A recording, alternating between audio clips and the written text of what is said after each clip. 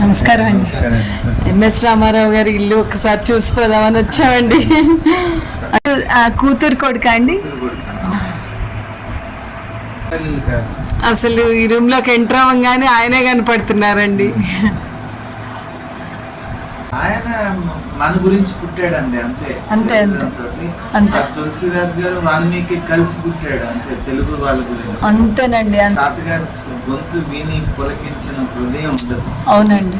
ఎన్ని కోట్ల సినిమా పాటలు ఉన్నా ఏ ఉన్నా మనకు ఒక విని విని విని బోర్ వస్తుంది, కానీ ఇది రోజు వినే కొద్ది భక్తి పెరుగుతుంది. మనిషి మనసు ఇంకొక రకంగా మారిపోతుంది. దుర్మార్గుడు కూడా గొప్ప దాతగా మారిపోతాడు. అవును. ఇంకొక పాట కూడా ఉంటుంది, హిమాలయాలకు రాలేనయ్యా. అవునండి. అవును, తెలుగు వాళ్ళ అదృష్టం. అవునండి. అవును. నేను ఎప్పుడు ఆయన అలాగే చూస్తాను, ఆ రకంగానే చూస్తాను. ఇక్కడ ఇంట్లో ఉన్నప్పుడే రాశారండి ఆ సుందరకాండ? అక్కడ రాజమండ్రిలో రాశారు.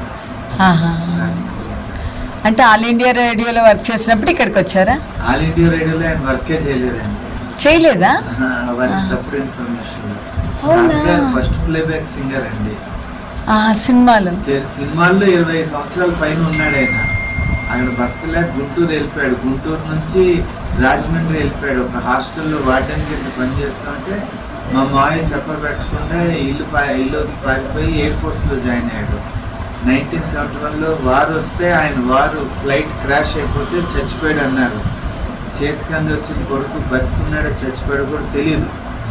ఆ టైంలో ఒక ఆయన చెప్పాను, నువ్వు హనుమంతుని పట్టుకొని నీకు మేలు జరుగుతుంది అని.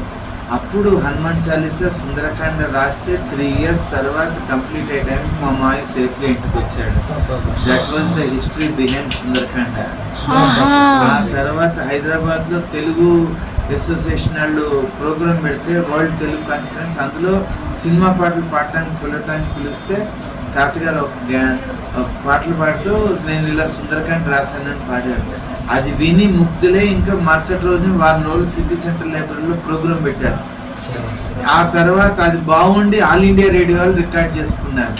ఇంకా అలా ప్రచారం అయిపోయి హనుమంతుడు వాయువేగాలతో దూసుకెళ్ళిపోయినట్టు అయిపోయింది.